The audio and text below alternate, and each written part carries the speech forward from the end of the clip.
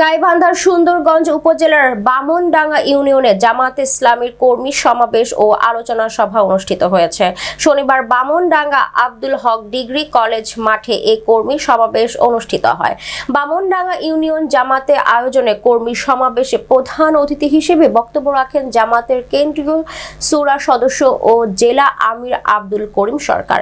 এতে প্রধান মেহমান হিসেবে বক্তব্য রাখেন জেলা জামাতের নায়েবে আমির ও উপজেলা পরিষদের সাবেক চেয়ারম্যান মাজিদুর রহমান সরকার। বামনডাঙ্গা ইউনিয়ন জামাতের আমির মাওলানা আব্দুল আজিজের সভাপতিত্বে বিশেষ অতিথি হিসেবে বক্তব্য দেন উপজেলা জামাতের আমির শহীদুল ইসলাম মঞ্জু, ইসলামী ছাত্র শিবিরের সাবেক কেন্দ্রীয় পাঠাগার সম্পাদক ও রংপুর মহানগরের সাবেক সভাপতি সামিউল ইসলাম, জেলা ছাত্র শিবিরের সভাপতি ওমর সানি আকন্দ, বামনডাঙ্গা ইউনিয়ন জামাতের সেক্রেটারি রাশিদুল ইসলাম বাবু ও জামাত নেতা হারুন রশিদের যৌথ সঞ্চালনায় অন্যান্যদের মধ্যে বক্তব্য রাখেন সুন্দরগঞ্জ পৌরসভার সাবেক মেয়র নুরুন নবী প্রামাণিক সাজু, রামজীবন ইউনিয়ন পরিষদের সাবেক চেয়ারম্যান নজরুল ইসলাম, বিশিষ্ট ব্যবসায়ী আবুল কাশেম, উপজেলা যুব জামাতের সেক্রেটারি সামিউল ইসলাম নয়ন, উপজেলা শিবিরের সাবেক সভাপতি মোশাররফ হোসেন, হাফেজ শফিকুল ইসলাম শামীম, বামনডাঙ্গা ইউনিয়ন যুব জামাতের সভাপতি আব্দুর রাজ্জাক প্রমুখ। এই পরীক্ষা শুধুমাত্র মামলা হামলা শেষ না, এই পরীক্ষা পাকম আল্লাহর কাছে সেই ব্যক্তি সম্মানিত হবে যে ব্যক্তি আমাদের মাঝে গ্রহণ করছেন। আমাদের উপযুক্ত ফ্যাসিবাদ শাসনের পরে 5 আগস্টের রক্তক্ষয়ী একটি সংঘর্ষের মধ্য দিয়ে আজকের এই প্রোগ্রাম আমরা উপস্থিত জানাতে বলে ঠিক কিনা। এই আহ্বান জানাতে গিয়ে যুগে যুগে যত নবী রাসূল আসছিলেন প্রত্যেক আমরা হারিয়েছি। আমাদের পাশে শহীদ শাহাবুল, যে শাহাবুলকে 2014 সালের 5 জানুয়ারি নির্বাচনের দিনে আমরা যে নির্বাচন বর্জন করেছিলাম, ফ্যাসিস্ট হাসিনা যে নির্বাচন গায়ের জোরে করতে চেয়েছিল, সেই নির্বাচনের বিরুদ্ধে আমরা পদক্ষেপ নিয়েছিলাম, আমরা অবস্থান গ্রহণ করেছিলাম। শিমুলতলা সেন্টারে জাগিয়ে কুপিয়ে কুপিয়ে হত্যা করা হয়েছে।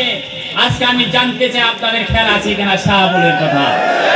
সম্মানিত ভাইরা আমার, শুধু শাহাবুল নয়, আমাদের প্রিয় ভাই শহীদ জুয়েল রানাকে গুলি করে হত্যা করা হয়েছে। আল্লামা দেওয়ার হোসেন সাইদির যেদিন রায় দেওয়া হয়েছিল, পুলিশ তাকে গুলি করে হত্যা করেছে। সেদিনে আরেকজন ভাইকে হত্যা করা হয়েছে, শহীদ ফরিদুল ইসলাম, যে আমাদের কাঠ মিস্ত্রি, যে মিস্ত্রিগিরি করে জীবন যাপন করত। এই দুইজনকে 2012 সালের 13 সালের 28 ফেব্রুয়ারি আল্লামা দেওয়ার হোসেন সাইদ সাহেবের রায়ের দিনে পুলিশ তাদেরকে গুলি করে হত্যা করেছিল। 9 সালে 10 জানুয়ারি আওয়ামী সরকার শপথ গ্রহণ করেছিল, এই রাষ্ট্র পরিচালনার কাজ শুরু করলেন। তখন থেকে শুরু করে 2009 সালের 10 জানুয়ারি শপথ নেওয়ার পরে 2009 সালের 25 ফেব্রুয়ারি পিলখানা হত্যাকাণ্ড সংঘটিত হয়েছে, ঠিক না? সেই পিলখানা হত্যাকাণ্ডে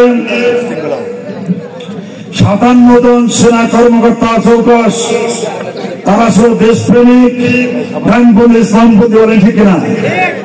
দেশ স্বাধীনের 9 মাসে যুদ্ধ হয়েছিল, এতগুলো সেনা অফিসার নিহত হয় নাই। শেখ হাসিনার সরকার ক্ষমতা আসার পরে ভারতের পরামর্শে রয়ের এজেন্ডা বাস্তবায়ন করেছিল। তাদের টার্গেট ছিল এই সেনা অফিসারকে হত্যা করার মধ্য দিয়ে সামরিক বাহিনীর কোমর ভেঙে দেবে এবং বিডিআরকে দুর্বল করে দেবে, বলেন ঠিক কিনা? এক ঢালে 2 পেটে মেরেছে। এরপরে ঘটনা হলো 5ই মে পিলখানা হত্যাকাণ্ডের পরে শাপলা চত্বরে হত্যাকাণ্ড। যে শাপলা চত্বরে ওই কোরআন যারা হৃদয়ে ধারণ করেছিল, হাফেজ থেকে পাখির মতো গুলি করে হত্যা করা হয়েছে, বলেন ঠিক কিনা? জামাত ইসলামী নেতৃবৃন্দের কথা বলতে চাই না। আমার পূর্ববর্তী বক্তা মাজেদ ভাই আলোচনা করেছেন যে আমাদের জাতীয় নেতৃবৃন্দ 11 জনকে, 5 জনকে ফাঁসির কাস্টে ঝুলিয়ে হত্যা করা হয়েছে, 6 জনকে কারাগারে মৃত্যুবরণ করেছেন, বলেন ঠিক কিনা?